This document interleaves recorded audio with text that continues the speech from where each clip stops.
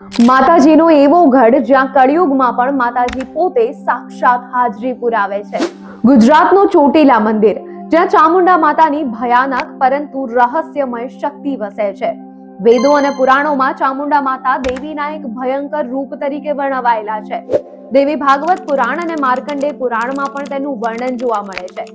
મહિષાસુર અને ચંડમુંડ જેવા રાક્ષસોનું વધ કરનારી યોગીની શક્તિ એટલે માં ચામુંડા. તેમનું નામ ચામુંડા એટલે કે ચંડ અને મુંડના વધ પરથી પડ્યું. માં ચામુંડાની ઉર્જા રૂપે શક્તિ આજે પણ ચોટીલાના ડુંગર પર વિરાજે છે અને રાત્રે સાક્ષાત તેમની હાજરીનો અહેસાસ થાય છે.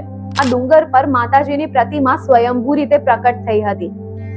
આ મંદિર દર વર્ષે લાખો ભક્તોને આકર્ષે છે અને ખાસ કરીને નવરાત્રિમાં અહીંયા ભક્તોનું ઘોડાપૂર ઉમટે છે અને મોડી રાત્રે થતી આરતીમાં માતાજી સાક્ષાત તેમની હાજરીનો અનુભવ કરાવે છે.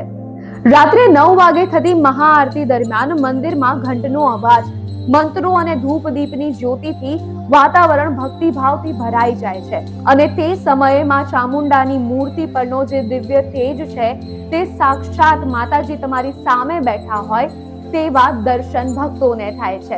કહેવાય છે કે મોડી રાત્રે આ મંદિરમાં માતાજીનું વાહન સિંહ આવે છે અને એટલા માટે જ મોડી રાત્રે આ મંદિર પર કોઈ જ નથી રોકાતું. પૂજારી પણ આરતી બાદ અહીંયાથી નીચે ઉતરી જાય છે.